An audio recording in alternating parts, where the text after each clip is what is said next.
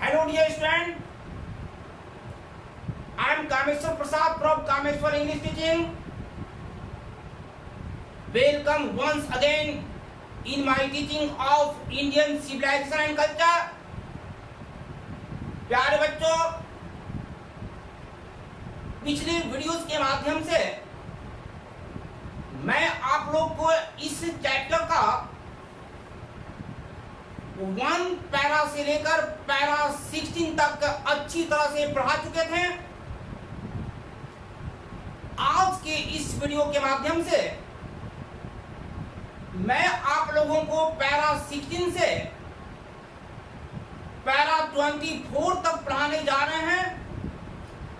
अर्थात आज का यह video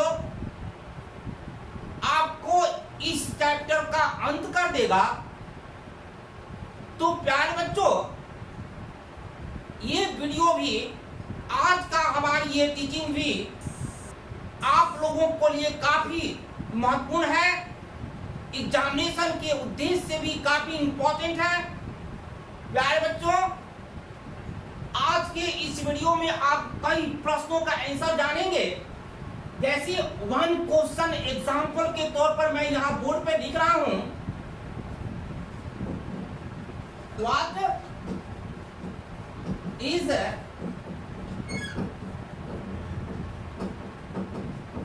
is civilization in the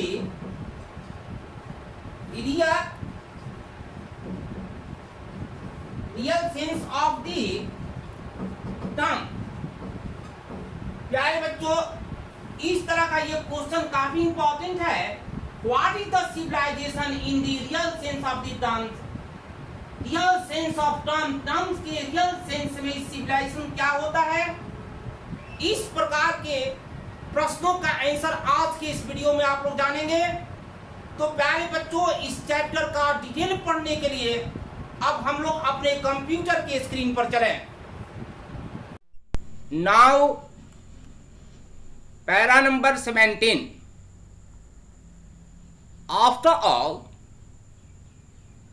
after all का मतलब आखिरकार। There is something in Hinduism. आखिरकार, आफ्टर ऑल मीन्स आखिरकार। देयर इज समथिंग, कुछ है, इन हिंदुइज्म, हिंदुस्तानियों में। That has kept it. That का मतलब यहां जो, रख चुका है। इट बने इसे, इसे यहां पर रिप्रेजेंट करता है भारतीय सभ्यता को, जो इसे रख चुका है, अर्थात जो भारतीय सभ्यता को रख चुका है, इलाइव, जीवित, अप टिल नाउ, अभी तक। लेखक बोल रहे हैं आफ्टर ऑल, आखिरकार, there is something in Hinduism, हिंदुस्तानियों में कुछ है जो भारतीय सभ्यता को अभी तक जीवित रखे हैं। It has witnessed, present perfect है, यह साक्षी है। यहां पर यह भारत के लिए आया है या फिर भारतीय सभ्यता के लिए आया है। भारतीय सभ्यता साक्षी है, यानी भारत साक्षी हो चुका है। The fall of Babylonian, Babylonian के पतन का। ये बेबीलोनियन, सीरियन, पर्शियन, इजिप्टियन, ये सब सभ्यताओं का नाम है।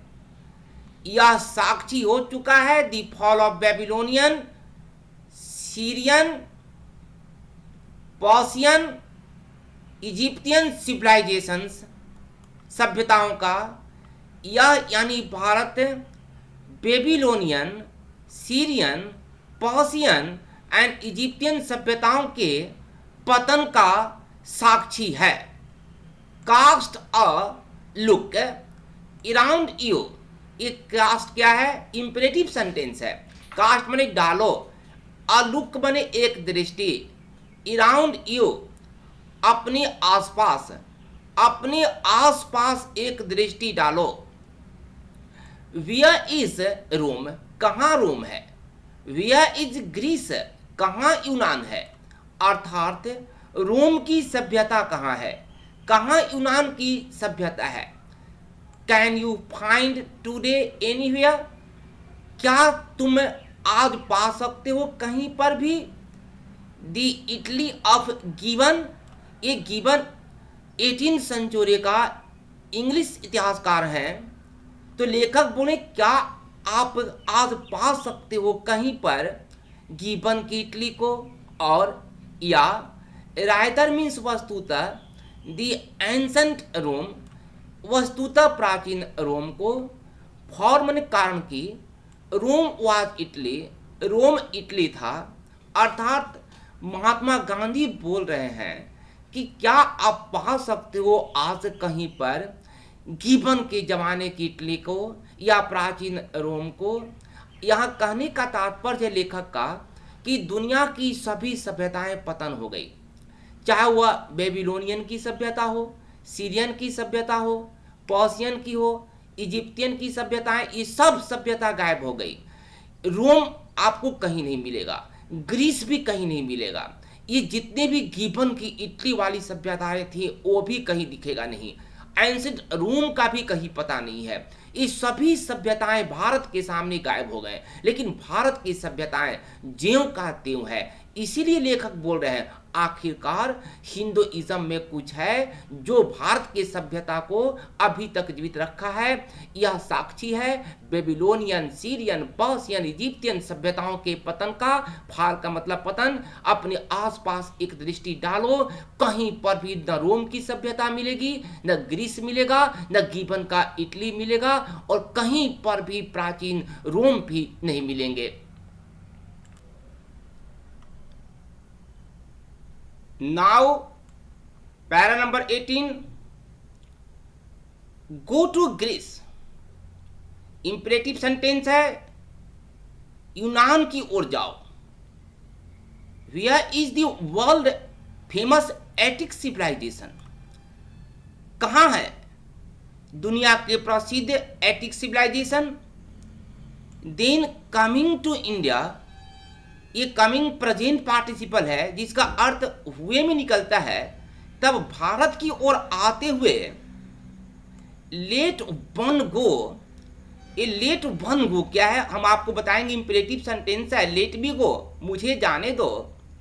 उसी प्रकार यहाँ लेखक बोल रहे हैं तब भारत की ओर आते हुए लेट वन, एक को जाने दो।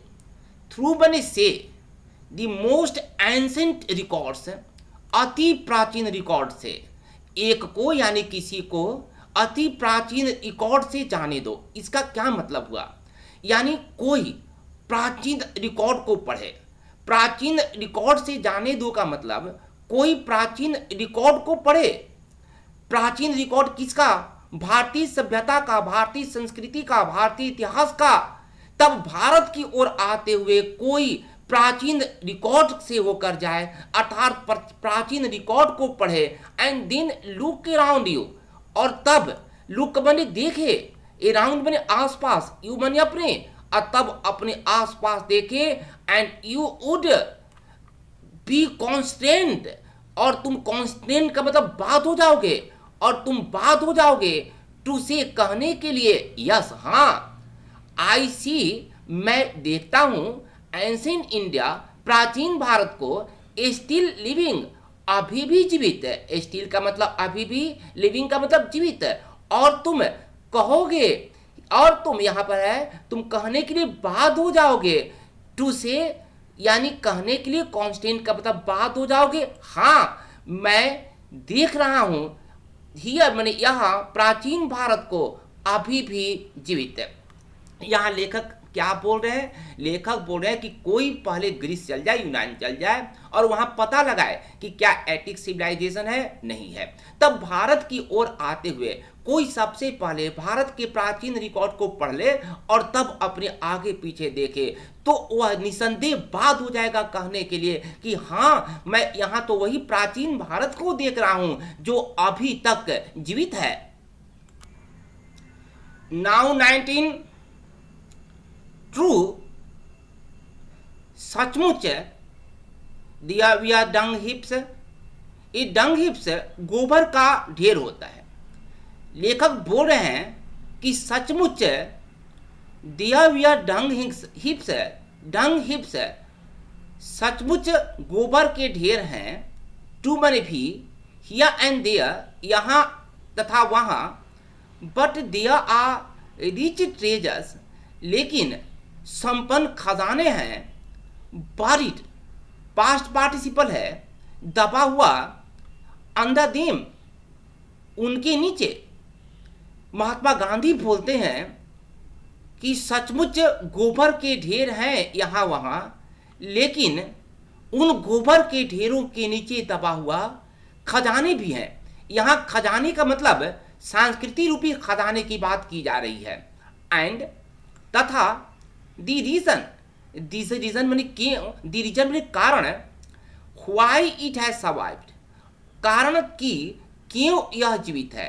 यह का मतलब भारतीय सभ्यता, कारण कि क्यों भारतीय सभ्यता जीवित है। सर्वाइव्ड का मतलब जीवित, क्यों भारतीय सभ्यता जीवित है। इज बने है, दैट बने कि दी इंड, इंड का मतलब अंत होता है, लेकिन यहाँ पर लक्ष्य। दी इंड बने लक्ष्य, विच हिंदुइज्म सेट, जिसको हिंदुस्तानियों ने सेट किया है, मीन्स रखा। बिफोर इट, बिफोर बने के सामने, इट बने इसके सामने, यानी भारत के सामने। क्यों, कारण कि क्यों भारतीय सभ्यता जीवित है। इसका मतलब है, ध्यान से देखना बच्चों, दी रीजन माने कारण कि क्यों यह जीवित है, यानी क्यों हमारी सभ्यता जीवित है। इसका कारण है कि दी इंड यानी लक्ष्य, विच हिंदुइज्म सेट, जिसको हिंदुस्तानियों ने सेट किया है। बिफोर इट, भारत के सामने। वाज नॉट डेवलपमेंट, वह डेवलपमेंट यानी विकास नहीं था। इलोन मटेरियल, पदार्थवाद के साथ। इलोन का मतलब साथ, बट ए स्पिरिचुअल लाइन्स, बल्कि आध्यात्मिक लाइन के साथ ये विकास था। ये बहुत ही छोटा सा पैरा बहुत ही महत्वपूर्ण है कि आखिर में हमारी सभ्यता, हमारी भारतीय सभ्यता अभी तक क्यों जीवित है। तो इसका आंसर है कि सचमुच यहाँ वहाँ गोबर के ढेर हैं, लेकिन उनके नीचे दबा हुआ एक संपन्न खजाना भी है। और कारण कि क्यों यह का मतलब हमारी सभ्यता जीवित है, उसका कारण है कि लक्ष्य, इंड का मतलब यहाँ लक्ष्य जिसको हिंदुस्तानियों ने भारत के सामने रखा। Was not development alone material, वह मटेरियल के साथ विकास नहीं था, बल्कि अध्यात्म के साथ, आध्यात्मिक लाइन के साथ विकास था। 20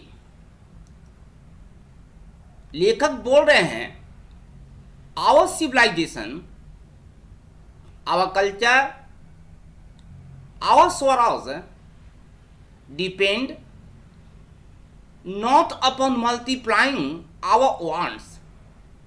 हमारी सभ्यता, आवर कल्चर, हमारी संस्कृति, हमारा स्वराज निर्भर करता है not upon multiplying our wants, अपने चाहतों की गुणात्मक वृद्धि पर नहीं। सेल्फ इंडल्जेंस, स्वयं लिप्तता में नहीं। स्वयं लिप्तता मतलब पूरी तरह से धन दौलत में लिप्तता पर नहीं, बल्कि upon restricting wants. Upon restricting wants का मतलब चाहतों के रोक पर हमारी सभ्यता निर्भर करती है। सेल्फ डिनायल, स्वतः अस्वीकार पर निर्भर करती है। एक बार एक छोटा पैरा देख लो। महात्मा गांधी इस छोटा सा पैरा में बताना चाहते हैं कि हमारी सभ्यता कहाँ निर्भर करती है। हमारी सभ्यता, हमारी संस्कृति, हमारा स्वराज हमारी चाहतों की गुणात्मक वृद्धि पर निर्भर नहीं करता, धन दौलत के लिप्तता में निर्भर नहीं करता, अर्थात सेल्फ इंडल्जेंस में निर्भर नहीं करता, बल्कि चाहतों के रोग पर निर्भर करता है, पूरी तरह से स्वतः अस्वीकार पर निर्भर करता है। 21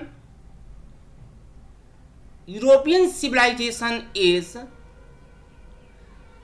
यूरोपियन सभ्यता है नो डाउट निसंदेह सुटेज का मतलब अनुरूपित, for the Europeans.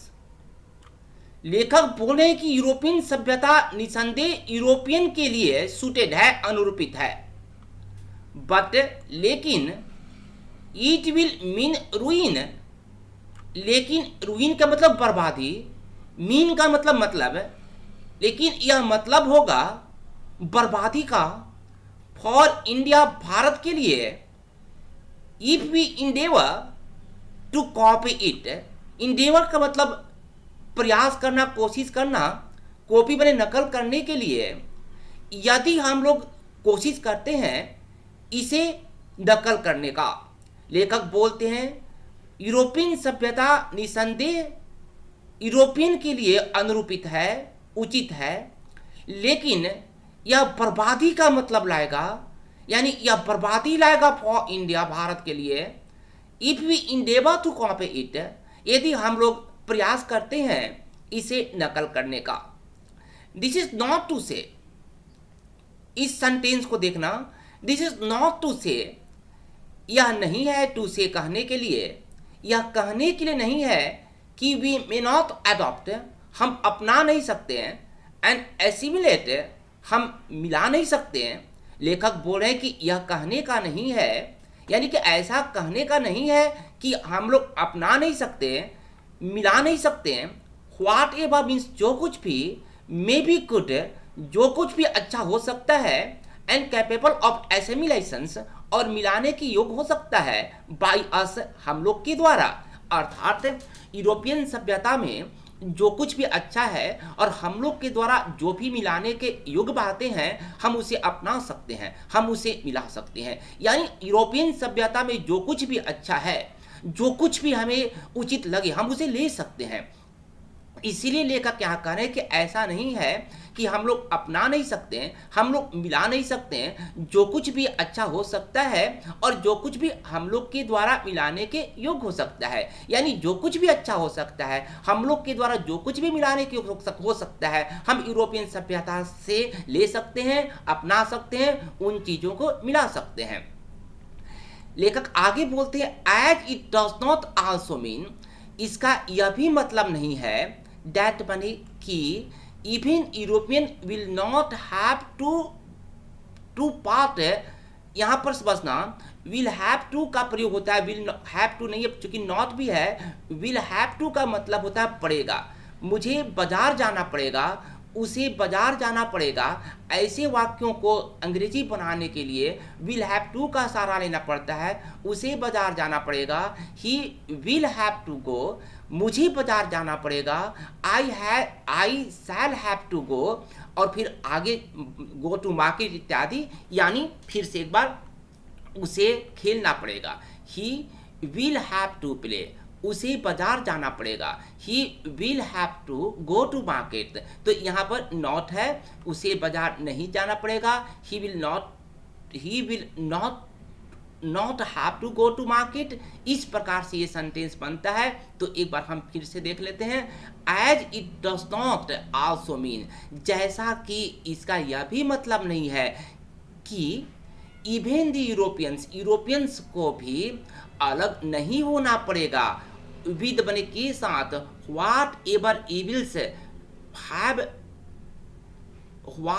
Evils might have crept into it, जो कुछ भी बुराइयां माइट हैव क्रेप्ट प्रवेश कर गई होगी, क्रेप्ट इनटू माने प्रवेश करना, जो कुछ भी बुराइयां प्रवेश कर गई होगी, इनटू इट, इसमें। इस लाइन को एक बार फिर से देखना, महात्मा गांधी दरअसल बोलते हैं कि यूरोपियन को भी अलग होना पड़ेगा, जो कुछ भी बुराइयां उनकी सभ्यता में प्रवेश कर गई है। तो इस बात को महात्मा गांधी इस तरह से लिख रहे हैं, it does not also mean, इसका यह भी मतलब नहीं है कि यूरोपियन को भी अलग नहीं होना पड़ेगा, यानी यूरोपियन को भी अलग होना पड़ेगा। व्हाट एवर माइट सिविलाइजेशन, जो what ever evil might have crept into it, जो कुछ भी बुराइयां इसके अंदर यानी इस सभ्यता के अंदर प्रवेश कर गई होगी। तो प्यारे बच्चों, इस स्टेंजा को एक बार और देख लो।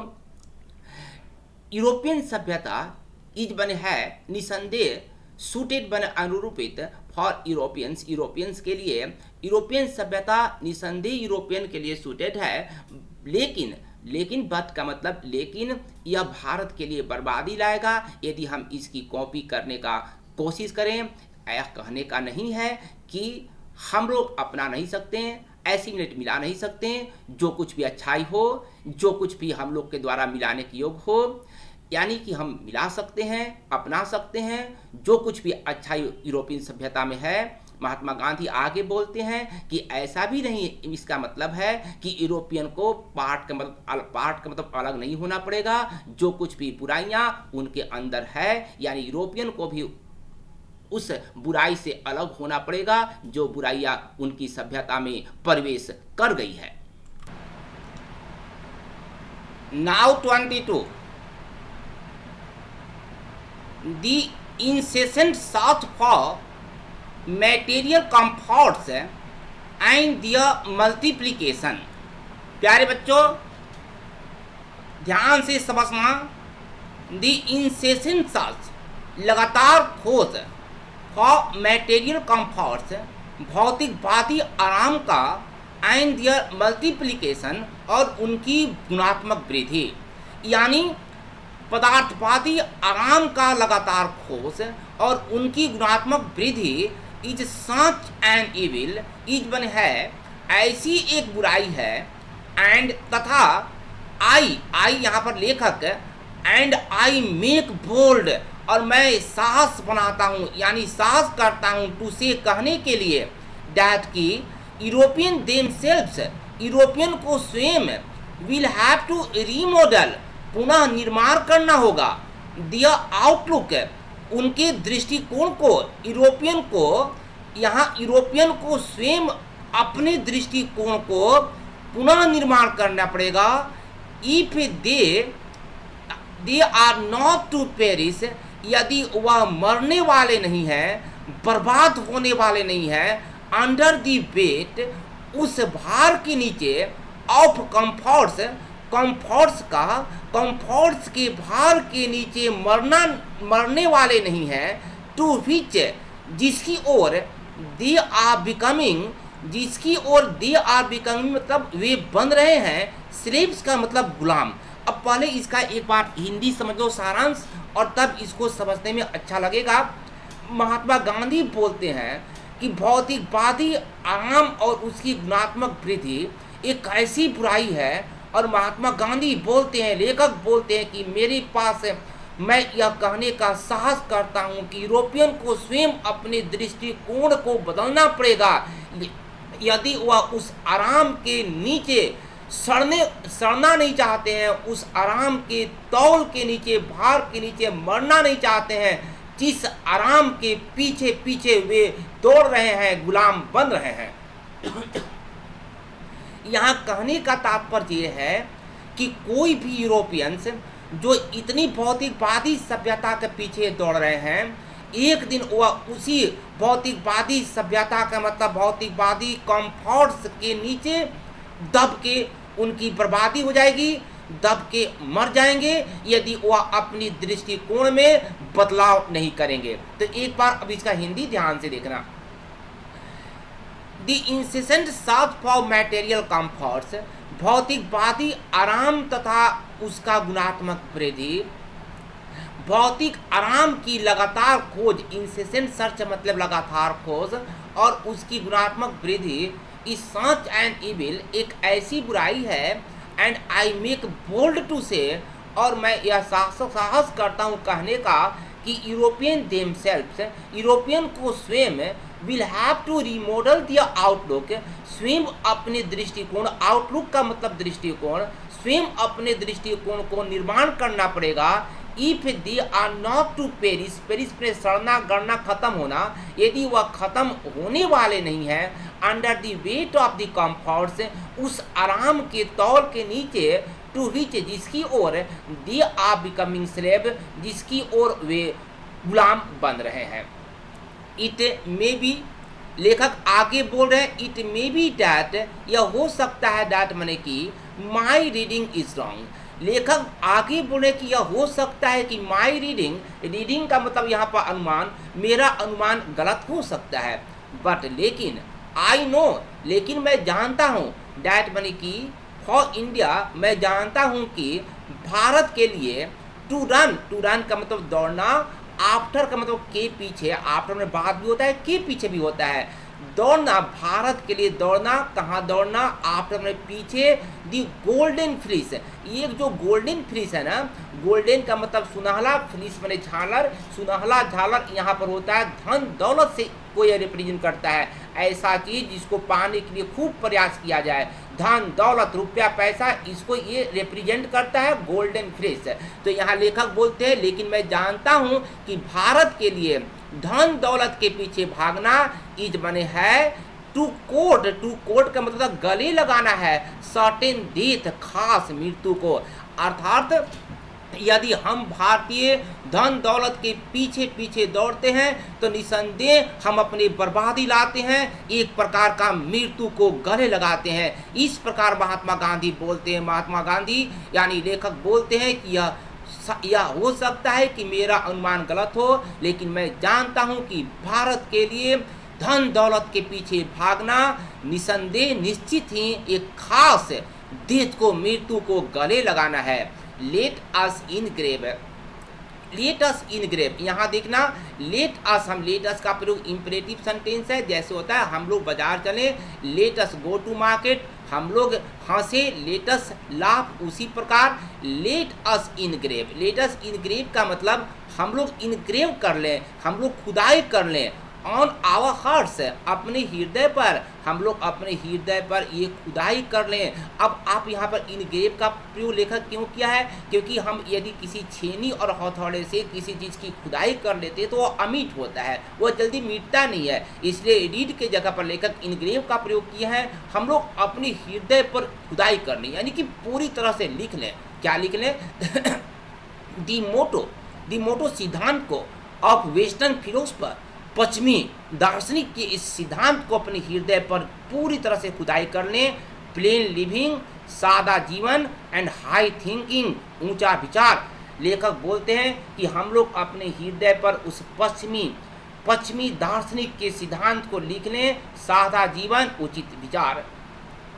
टुडे माने आज, इट इज सर्टेन, आज यह निश्चित है, दैट माने कि millions can not have high living. लेखक बोलते हैं कि आज यह निश्चित है कि मिलियंस के पास हाई लिविंग नहीं रख सकते हैं, ऊंची ऊंची रहन सहन नहीं रख सकते हैं। एंड तथा वी दी फ्यू माने हम में से कुछ, हु प्रोफेस जो वकालत करते हैं, टू डू करने का, दी थिंकिंग सोच को, फॉर दी मासिस का मतलब गरीब जनता, साधारण जनता के लिए। हम लोग में से कुछ जो वकालत करते हैं गरीब जनता के लिए, सोचने का वकालत करते हैं। रन दी रिक्स का मतलब वह रिक्स में चले जाते हैं। कैसा रिक्स में चले जाते हैं? अब हम यहाँ से पहले पढ़ते हैं। ऑफ मिसिंग का मतलब खोने का, वह खोने के रिक्स में चले जाते हैं।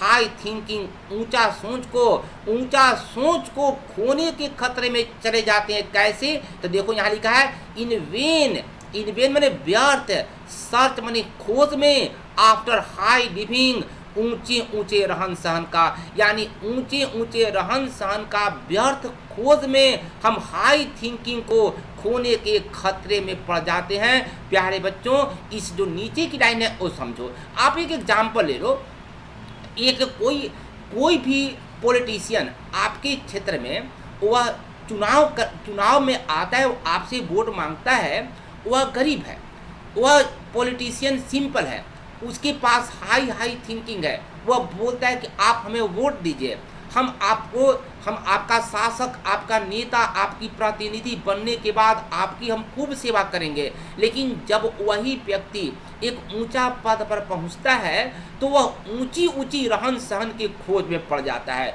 बड़े कार हो, बंगले हो, और इस तरह के खोज में जब वो पड़ जाता है तो निसंदेह उसकी जो हाई थिंकिंग थी, जो चुनाव के वक्त आपसे वो बोल रहा था कि हम आपकी खूब सेवा करेंगे, वो हाई थिंकिंग खत्म हो जाती है। तो इसीलिए देखना यहाँ पर महात्मा गांधी बोलते हैं कि आज यह निश्चित है कि बिलियंस के पास हाई लिविंग नहीं रह सकता, लेकिन हम में से कुछ जो गरीबों के लिए, आम जनता के लिए सोचने की वकालत करते हैं, वह भी हाई थिंकिंग हाई थिंकिंग को खोने के खतरे में पड़ जाते हैं, हाई लिविंग ऊंचा रहन सहन के व्यर्थ खोज में। बहुत ही अच्छा ये पैरा था, बहुत ही एक गुड मैसेज दे रहा है। आप इसको जरूर 2-3 बार सुनिए। वैसे हम एक बार हम इसको पुनः हिंदी बोलते हैं। पदार्थवादी आराम तथा उसके गुणात्मक पदार्थवादी आराम की लगातार खोज तथा उसकी गुणात्मक वृद्धि एक ऐसी बुराई है, और मैं का मतलब यहाँ पर लेखक, और मैं यह कहने का साहस करता हूँ कि स्वयं यूरोपियंस को भी अपने दृष्टिकोण में परिवर्तन लाना पड़ेगा यदि वह उसी आराम के भार के नीचे मरने वाले नहीं हैं जिसके प्रति वे गुलाम बन रहे हैं। यह हो सकता है कि मेरा अनुमान गलत हो, लेकिन मैं यह जानता हूँ कि भारत के लिए धन दौलत के पीछे भागना एक खास मृत्यु को गले लगाना है। हम लोग अपने हृदय में उस पश्चिमी विद्वान के सिद्धांत और पश्चिमी दार्शनिक के सिद्धांत को अपने हृदय में लिख लें, खुदाई करके लिख लें कि हमें सादा जीवन और उच्च सोच रखना है। आज यह निश्चित है कि मिलियंस के पास हाई लिविंग नहीं रह सकता है। हम में से कुछ जो गरीब जनता को, आम जनता के लिए सोचने की वकालत करते हैं, वह भी हाई थिंकिंग को मिस करने के खतरे में चले जाते हैं, हाई लिविंग के व्यर्थ खोज में। Now 23 civilization in the real sense of term consists not in the multiplication. सभ्यता in the real sense of the term पद के सही अर्थ में कंसिस्ट जुटा है, नॉट इन दी मल्टीप्लिकेशन, गुणात्मक वृद्धि में नहीं, यानी पद के वास्तविक अर्थ में सभ्यता गुणात्मक वृद्धि में नहीं जुड़ा है, बल्कि इन दी डिलिबरेट, बल्कि भली भांति एंड वॉलेंट्री का मतलब स्वैच्छिक, रिस्ट्रिक्शन रोक में जुटा है, ऑफ वांट्स चाहतों का। प्यारे बच्चों, यहाँ से क्वेश्चन पूछता है कि what is civilization in the real sense of the term. तो ध्यान रखना, in the real sense of term पद के वास्तविक अर्थ में सभ्यता जुटा है, नॉट इन दी मल्टीप्लिकेशन, गुणात्मक वृद्धि में नहीं। किसकी गुणात्मक वृद्धि? चाहतों की, यानी चाहतों की गुणात्मक वृद्धि में नहीं, बल्कि इन दी डिलिबरेट, बल्कि भली भांति एंड वॉलेंट्री और स्वैच्छिक रिस्ट्रिक्शन रोक में जुटा है, ऑफ वांट्स चाहतों का। हमारी सभ्यता चाहतों के गुणात्मक वृद्धि में नहीं निर्भर करती, बल्कि उन्हीं चाहतों के स्वेच्छा से और भली भांति रोक में निर्भर करता है। और लेखक आगे करते हैं, ऐसा करने से दिस एलोन, यही केवल इंक्रीज बढ़ाता है, एंड प्रमोट्स, प्रोत्साहित करता है, कंटेंटमेंट, संतुष्टि को, रियल हैप्पीनेस, वास्तविक खुशियाँ को, and the capacity for service, और सेवा के भाव को। ऐसा करने से ही हमें संतुष्टि प्रदान होती है, खुशियाँ मिलती है और सेवा की भाव प्रदान होता है। Now stanza number 24। प्यारे बच्चों, इस चैप्टर का ये अंतिम स्टेंजा है। लेखक बोलते हैं अपने इस एसे के अंत में, a certain degree of physical harmony and comfort। Harmony का मतलब यहाँ पर शांति, भौतिक शांति और आराम का एक खास अनुपात यानी मात्रा इज नेसेसरी आवश्यक है, अर्थात भौतिक शांति और आराम का एक खास मात्रा आवश्यक है, but above a certain level, लेकिन एक खास लेवल से ऊपर इट बिकम्स अ हिंड्रेंस, यह बाधा बन जाता है, इन स्टेड ऑफ हेल्प, सहायता के बावजूद। इसका तात्पर्य कि लेखक बोल रहे हैं कि यदि हमारे पास एक खास मात्रा से अधिक आराम और मस्ती और धन दौलत हो तो ये सब आराम और धन दौलत हमारे जीवन में कोई हेल्प नहीं करेगा बल्कि बाधा ही डालेगा। इसीलिए लेखक बोल रहे हैं शांति तथा आराम का, भौतिक शांति तथा आराम का एक थोड़ा सा मात्रा आवश्यक है, but above a certain level, लेकिन एक खास लेवल से ऊपर यह सहायता की बावजूद एक बाधा ही बन जाता है। देयरफॉर इसलिए the idea of creating an unlimited number of wants, यहाँ तक देखना, देयरफॉर द आइडिया, यहाँ पर आइडियल लिखा गया, ये आइडिया है IDEA, यहाँ पर ए लिख एक्स्ट्रा आ गया, गलत है, आइडिया है। Therefore the idea of, idea माने विचार, ऑफ क्रिएटिंग उत्पन्न करने का, एन अनलिमिटेड नंबर असीमित संख्या में, ऑफ वांट्स चाहतों को, इसलिए चाहतों के अनलिमिटेड नंबर को उत्पन्न करने का विचार, एंड सेटिस्फाइंग, और उनको संतुष्ट, सेटिस्फाइंग देम माने उनको संतुष्ट करने का विचार, सिम्स बने प्रतीत होता है, टू बी अ डेल्यूजन, एक भ्रम प्रतीत होता है, असनीय, एक जाल प्रतीत होता है। यानी लेखक बोलते हैं कि इसलिए चाहतों की असीमित मात्रा को उत्पन्न करने के विचार और उनको संतुष्ट करने का विचार एक भ्रम है, एक जाल है, एक धोखा है। दी सेटिस्फैक्शन, सेटिस्फैक्शन संतुष्टि, the satisfactions of one's physical needs, satisfaction संतुष्टि ऑफ का मतलब के वंस माने किसी एक का, फिजिकल नीड्स भौतिक आवश्यकताओं की, भौतिक आवश्यकताओं की संतुष्टि।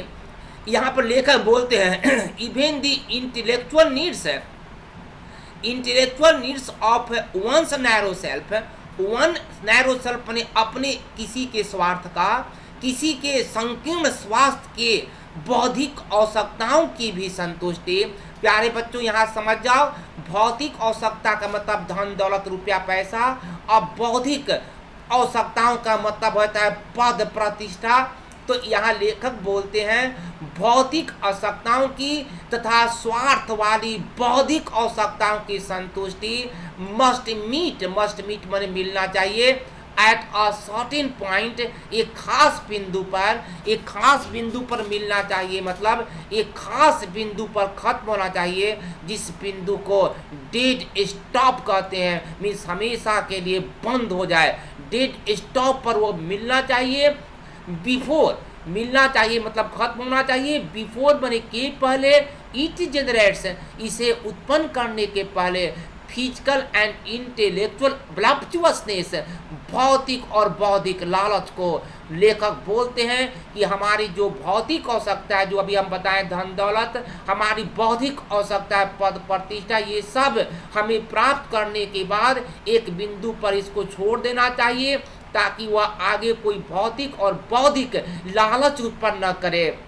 एक बार फिर से देख लो, लेखक बोलते हैं भौतिक आवश्यकता की संतुष्टि और किसी के स्वार्थ वाली बौद्धिक आवश्यकताओं की संतुष्टि एक खास बिंदु पर समाप्त हो जाना चाहिए, जिसे डेड स्पॉट कहते हैं, एक भौतिक और बौद्धिक लालच उत्पन्न होने से पहले। अ मैन मस्ट अरेंज, एक आदमी को व्यवस्था करना चाहिए, his physical and cultural circumstances, अपने भौतिक और सांस्कृतिक परिस्थितियों को व्यवस्थित करना चाहिए, सो डैट, ताकि ये दे किसके लिए है, भौतिक और बौद्धिक परिस्थितियाँ, ताकि ये भौतिक और बौद्धिक परिस्थितियाँ डू नॉट हिंडर हिम, उसको बाधा ना डाले, इन दी सर्विस ऑफ ह्यूमैनिटी, मानवता के सेवा पर, ऑन विच, जिस पर, ऑल हिज एनर्जी, जिस पर सभी उसकी ऊर्जा, should be concentrated, should be concentrated का मतलब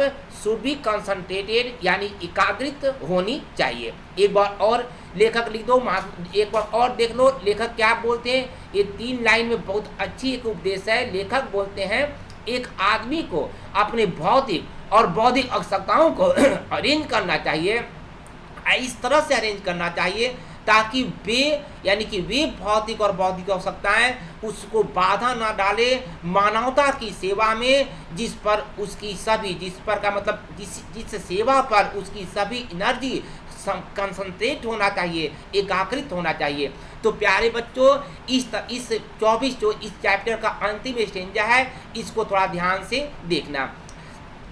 भौतिक शांति तथा आराम का कुछ मात्रा आवश्यक है, लेकिन एक खास लेवल से ऊपर होने पर यह मदद के बावजूद बाधा ही डालता है। इसलिए चाहतों की असीमित संख्या को उत्पन्न करने के विचार और उसे संतुष्ट करने का विचार एक जाल है, भ्रम है। भौतिक आवश्यकताओं की यानी किसी की भौतिक आवश्यकताओं की संतुष्टि, किसी की स्वार्थ वाली बौद्धिक आवश्यकता के संतुष्टि भी एक खास बिंदु पर खत्म होना चाहिए, जिसे डेड स्पॉट बोलते हैं। एक भौतिक और बौद्धिक लालच को उत्पन्न होने से पहले एक व्यक्ति को अपने भौतिक और बौद्धिक परिस्थितियों को अरेंज करना चाहिए, ताकि वे भौतिक और बौद्धिक परिस्थितियां मानवता की सेवा में उसे बाधा न डालें, जिस पर उसकी बाकी की सभी ऊर्जा कंसंट्रेट होना चाहिए। तो प्यारे बच्चों, इस तरह आपने देखा कि आज यह chapter Indian civilization and culture का अंत हो गया। प्यारे बच्चों, जैसा कि आप जानते हैं, इस चैप्टर को अंत करने के लिए मैंने आप लोग के लिए 4 वीडियोस बनाए। मैं आशा करता हूं कि आप सभी इस चैप्टर का एंजॉय करने के लिए इन सभी वीडियो को अच्छी तरह से पढ़ेंगे, बार बार देखेंगे, अच्छी तरह से इसको समझेंगे। जैसा कि हम आप लोग को वीडियो फर्स्ट में introduction plus para first, video first में मैं आप लोग को इंट्रोडक्शन प्लस पैरा फर्स्ट पढ़ाया था। उसी प्रकार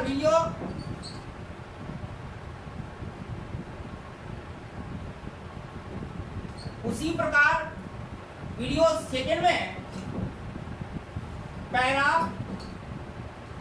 सेकेंड टू पैरा सेकेंड से हम पैरा 7 तक पढ़ाए थे।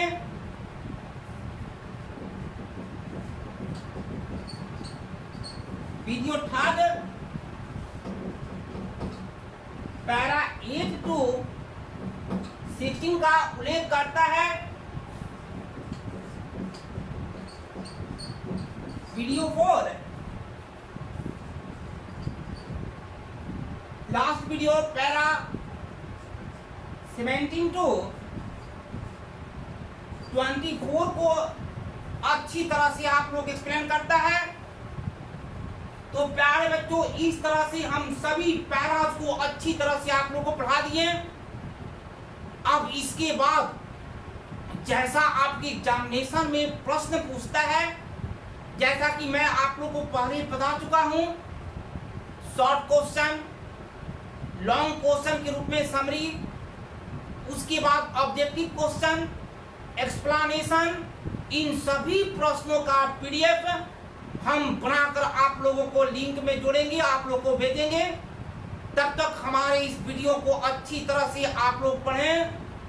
प्यारे बच्चों, मैं आशा करता हूं कि आप लोग जरूर इस स्टडी को, हमारे इस टीचिंग का आनंद ले रहे होंगे। Thank you very much.